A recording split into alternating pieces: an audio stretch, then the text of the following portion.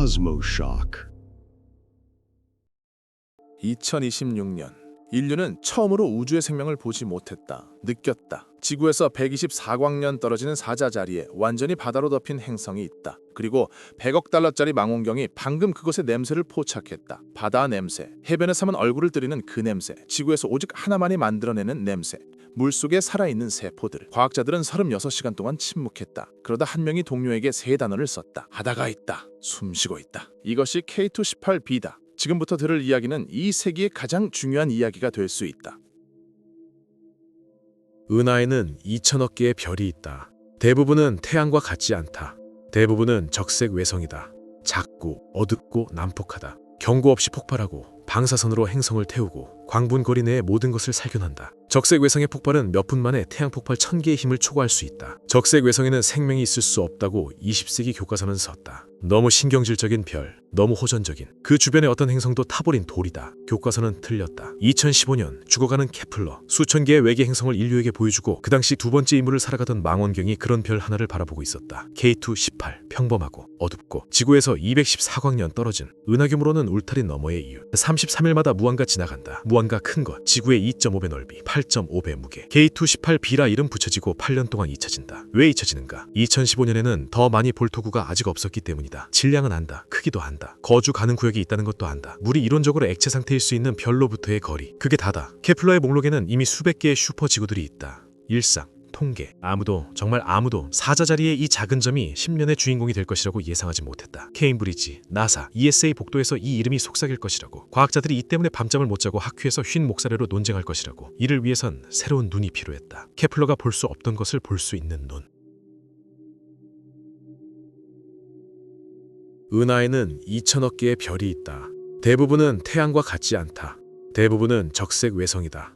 작고 어둡고 난폭하다. 경고 없이 폭발하고 방사선으로 행성을 태우고 광분거리 내의 모든 것을 살균한다. 적색 외성의 폭발은 몇 분 만에 태양 폭발 1000개의 힘을 초과할 수 있다. 적색 외성에는 생명이 있을 수 없다고 20세기 교과서는 썼다. 너무 신경질적인 별, 너무 호전적인. 그 주변의 어떤 행성도 타버린 돌이다. 교과서는 틀렸다. 2015년 죽어가는 케플러. 수천 개의 외계 행성을 인류에게 보여주고 그 당시 두 번째 임무를 살아가던 망원경이 그런 별 하나를 바라보고 있었다. K218. 평범하고 어둡고 지구에서 214광년 떨어진 은하 규모로는 울타리 너머의 이유. 33일마다 무한가 지나간다. 무한가 큰 것. 지구의 2.5배 넓이, 8.5배 무게. K218b라 이름 붙여지고 8년 동안 잊혀진다. 왜 잊혀지는가? 2015년에는 더 많이 볼 토구가 아직 없었기 때문이다. 질량은 안다. 크기도 안다. 거주 가능 구역이 있다는 것도 안다. 물이 이론적으로 액체 상태일 수 있는 별로부터의 거리. 그게 다다. 케플러의 목록에는 이미 수백 개의 슈퍼 지구들이 있다. 일상. 통계. 아무도, 정말 아무도 사자 자리의 이 작은 점이 10년의 주인공이 될 것이라고 예상하지 못했다. 케임브리지, 나사, ESA 복도에서 이 이름이 속삭일 것이라고. 과학자들이 이 때문에 밤잠을 못 자고 학회에서 쉰 목사래로 논쟁할 것이라고. 이를 위해선 새로운 눈이 필요했다. 케플러가 볼 수 없던 것을 볼 수 있는 눈.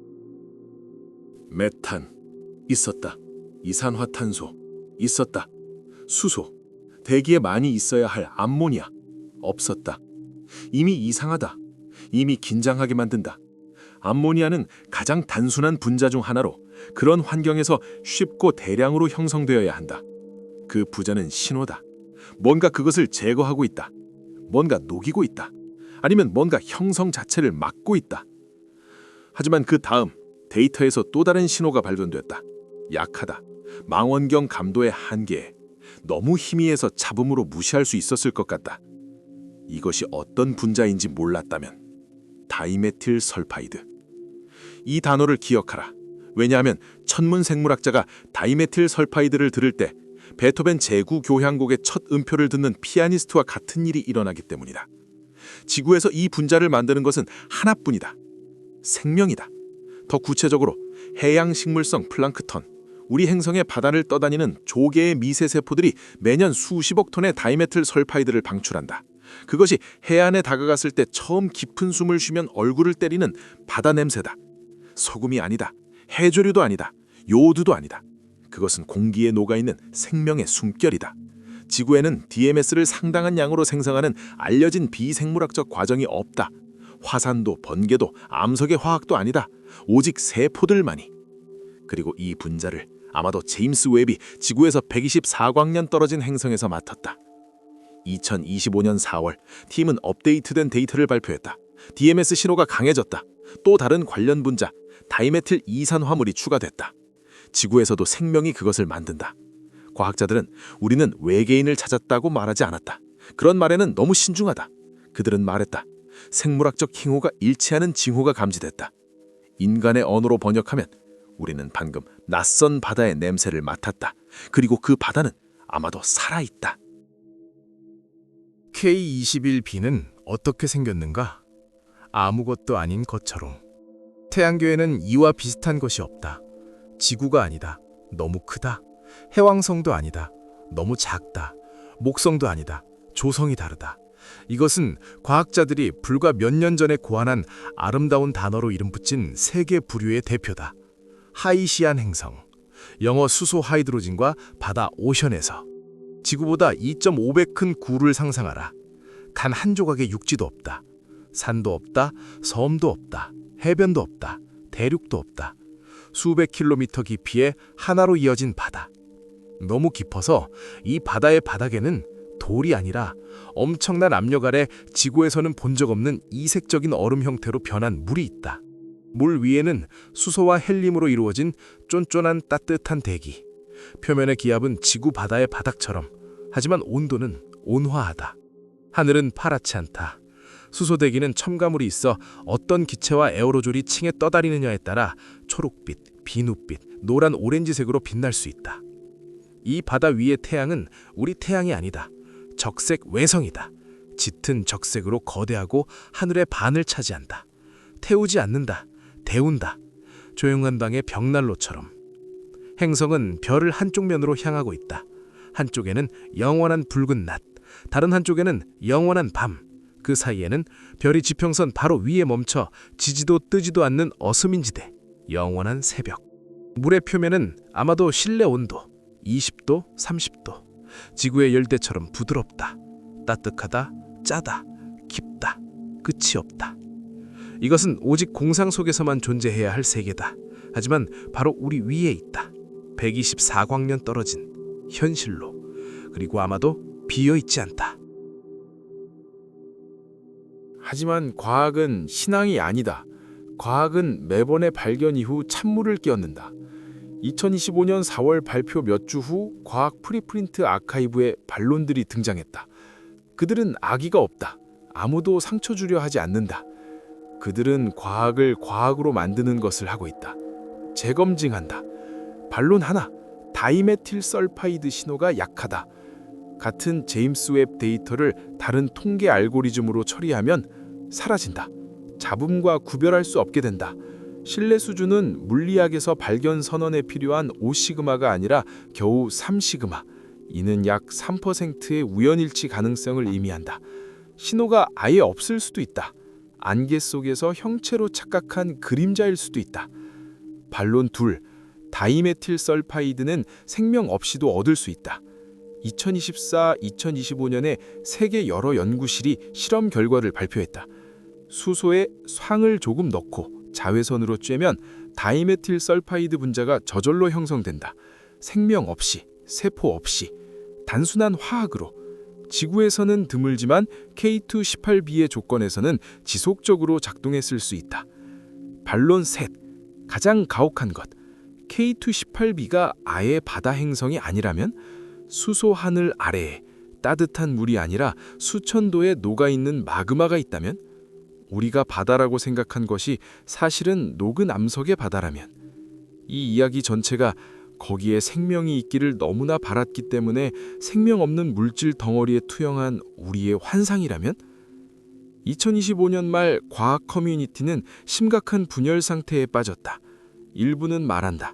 우리는 인류 역사상 가장 위대한 발견의 문턱에 서 있다. 다른 이들, 우리는 스스로를 속이고 있다. 생명을 너무 찾고 싶어서 없는 곳에서 보고 있다. 그리고 다수는 더 많은 데이터가 필요하다. 더 많은 관측, 더 많은 시간. 그리고 2026년이 왔다. 제임스 웹은 계속 바라보고 있다. 33일마다 새로운 통과, 각 통과 3시간 30분의 관측. 한 방울씩 스펙트럼씩 이 세계의 초상이 선명해진다. 칠레 산맥의 베라 루빈 천문대가 합류한다. 하룻밤에 광대한 하늘 구역을 조사할 수 있는 망원경. 유럽의 에이리얼이 발사를 준비하고 있다. 외계 행성 대기를 사냥개처럼 냄새 맡도록 특별히 만들어진 임무. 설계판에는 직경 39m 거울을 가진 초대형 망원경. 축구장보다 크다. 더 나아가서는 나사의 해비터블 옵저베이터리 프로젝트, 다른 별의 지구형 행성 대기를 직접 촬영할 수 있는 차세대 망원경, 모두 하나의 목표를 향하고 있다. K2-18B와 유사한 세계들에 대한 답을 제공하는 것. 왜냐하면 위험에 처한 것은 단지 과학 논문이 아니기 때문이다. 위험에 처한 것은 인간이 던진 가장 오래된 질문이다. 우리는 혼자인가?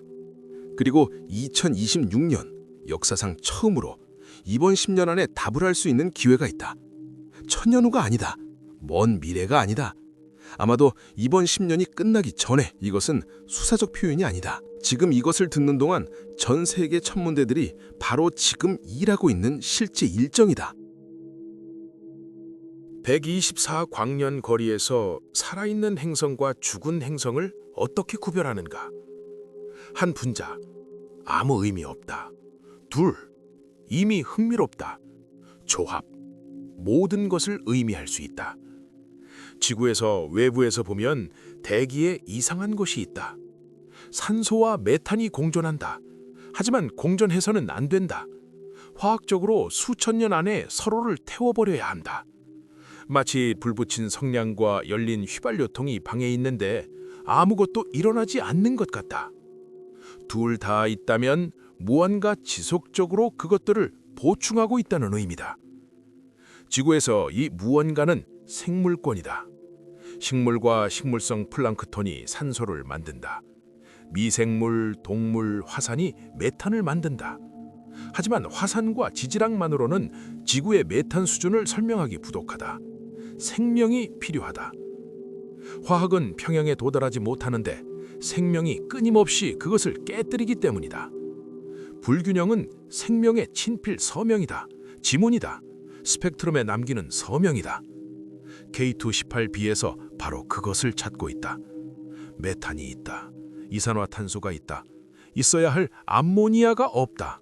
그리고 아마도 다이메틸 설파이드, 그리고 아마도 그 곁에 아산화질소, 황화질소, 메탄올, 에탄, 다른 정인 분자들. 조상화의 세 분자가 추가될수록 이것은 생명이다 가능성이 높아진다. 하나의 신호, 우연, 둘, 의심, 다섯, 증거, 일곱, 판결. 그리고 우리는 지금 이 순간 2026년에 바로 이 신호들을 세고 있다. 작업은 하나의 연구실에서 이루어지지 않는다. 경쟁에는 수십 개의 연구 그룹이 참여한다. 케임브리지, 파사데나, 시카고, 도쿄, 암스테르담, 제네바.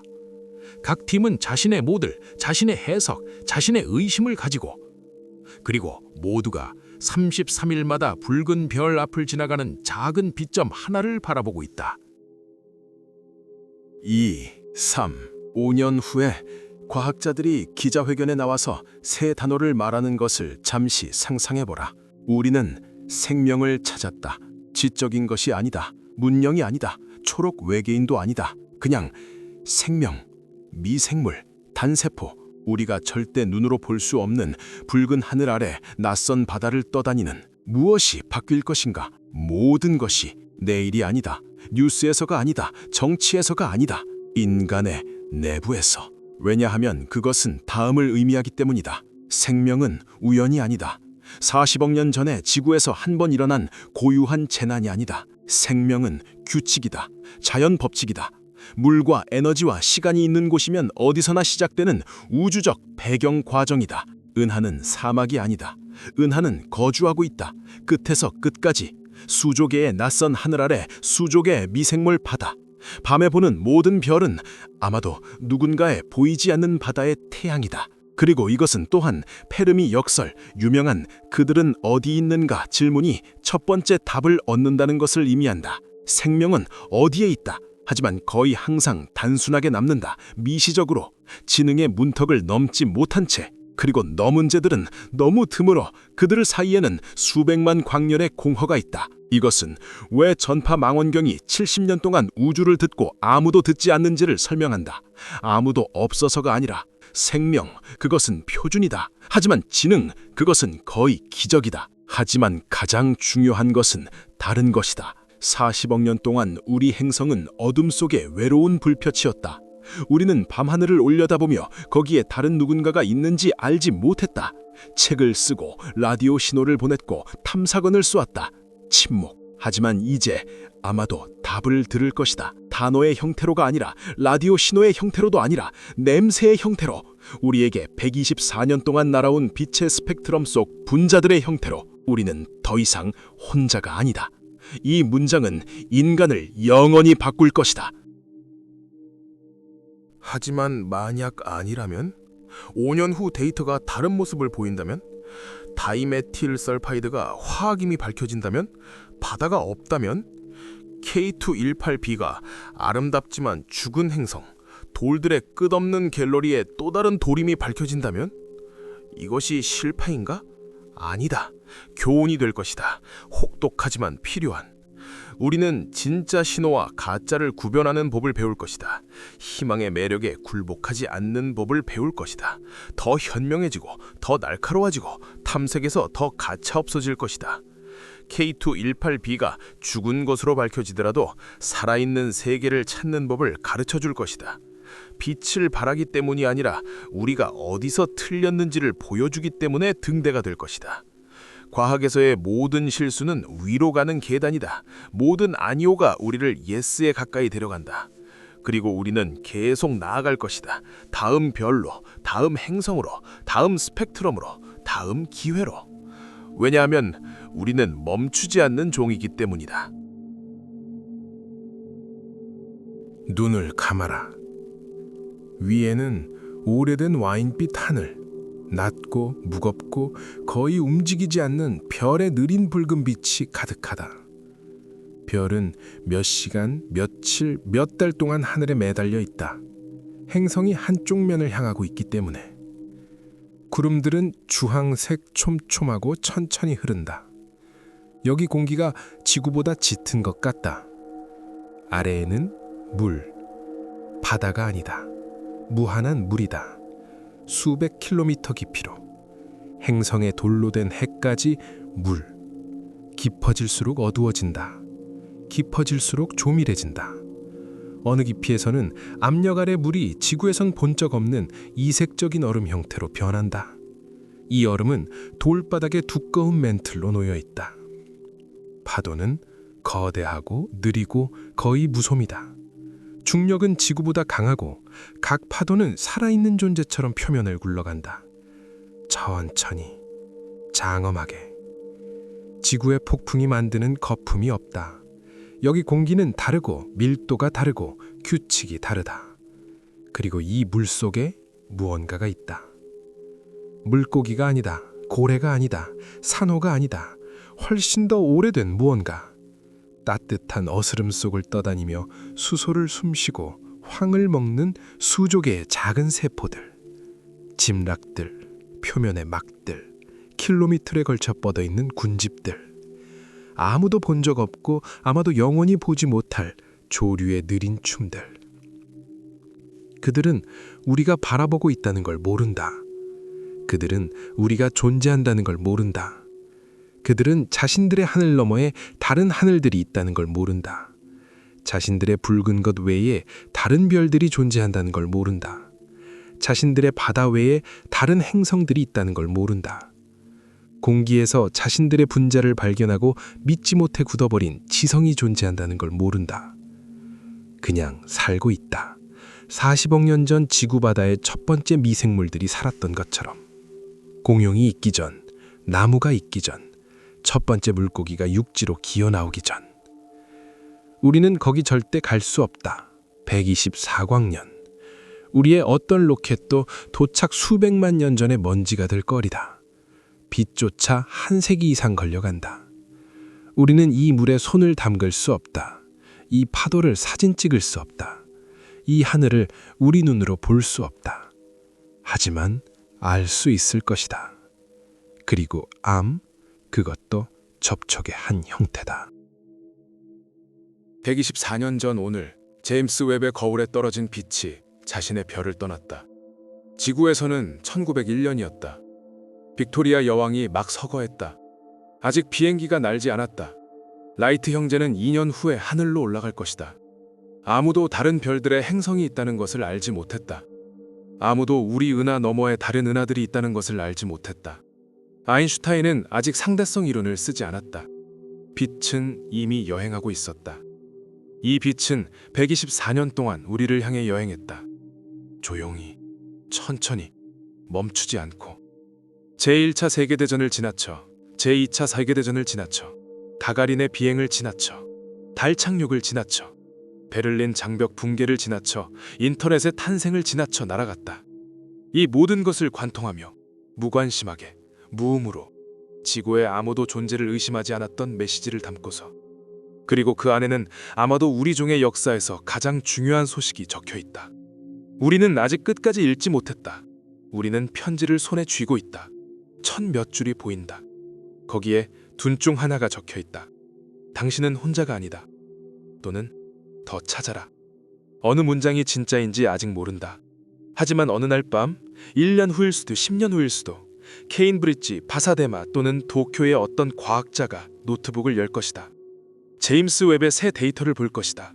그리고 아무도 기대하지 않았던 분자를 볼 것이다. 책상에서 일어날 것이다. 창가로 걸어갈 것이다. 그리고 사자자리 방향을 바라볼 것이다. 그곳에서 124광년 넘어 광대한 낯선 바다 위로 파도가 일어날 것이다. 그리고 그 안에서 누군가 헤엄칠 것이다.